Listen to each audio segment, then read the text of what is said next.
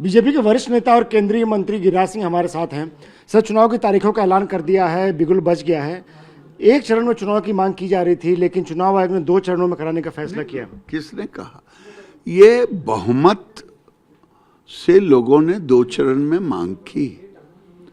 बिहार का इतिहास देखेंगे तब तो 5 चरण 6 चरण में होता था। ये तो 20 साल में सामाजिक सद्भाव लाया गया, लॉ एंड ऑर्डर को ठीक किया गया और सबने मांग की।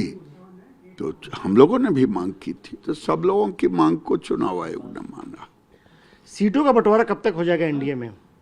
चिंता न करें, डेट तय हो गया है, तो सब लोग अपने अपने सीट पर ही लड़ेंगे। क्या चुनाव के बाद भी नीतीश कुमार ही सीएम रहेंगे? हमारा नारा ही है 2025 225 नीतीश कुमार। ये पीके फैक्टर कितना बड़ा है?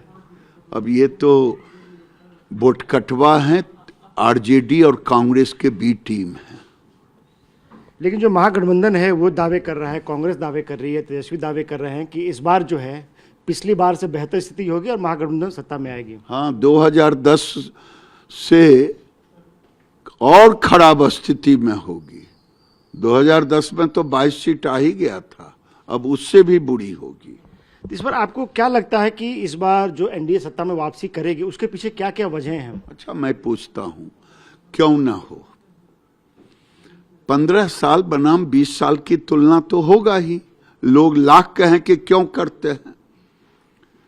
जंगल राज था, जंगल राज कोई पसंद नहीं करेगा। अपने बाल बच्चों को शाम ढलते घर वापस आ जाए, इसकी चिंता नहीं। बेटी गई है स्कूल तो लौट के आएगी, इसकी गारंटी है। और बच्चियों को जो लाया गया शिक्षा के क्षेत्र में, कमाल का हुआ। परसेंटेज बढ़ गया, 37 से 87 हो गया उसका लिटरेसी रेट। अच्छा, क्यों ना हो? उस समय चरवाहा विद्यालय खुलता था लालू जी के राज में। अभी हर जिले में इंजीनियरिंग कॉलेज, मेडिकल कॉलेज की बात होती है। क्यों ना हो? पहले किरासन तेल था, अंधेरे में रहता था, अब बिजली की बात होती है। क्यों ना हो? पहले सड़कें नहीं थी, अब चमचमाती हुई सड़कें हैं। क्यों ना हो? रात को 12 बजे खुद तेजस्वी यादव जाते हैं घूमने के लिए अटल पथ पर, मैरिन ड्राइव पर। क्यों ना हो?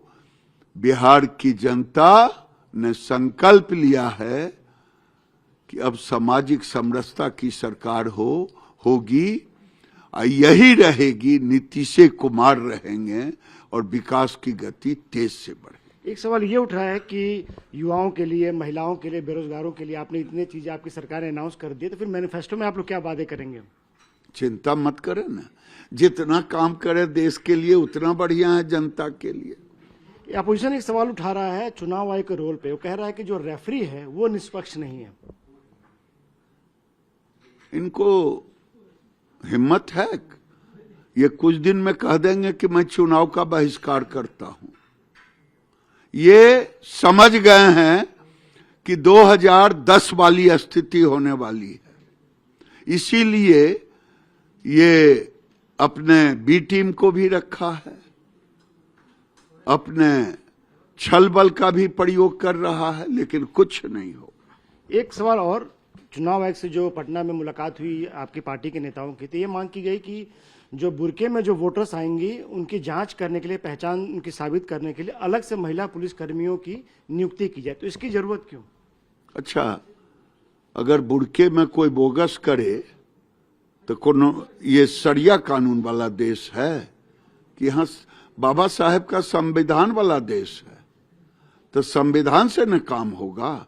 हमको शंका है, हम उठाएंगे, हम अपील करेंगे तो उठाया जाएगा। किसी के चे पों करने से कुछ नहीं होगा। लेकिन ओवैसी और तमाम जो बाकी जो दूसरे नेता सवाल उठा रहे हैं इस पे। क्यों सवाल उठाएंगे? भारत का कानून चलेगा या इस्लामिक कानून चलेगा? वो कह रहे हैं कि महिलाओं का बुर्का आप कैसे उठवा सकते हैं?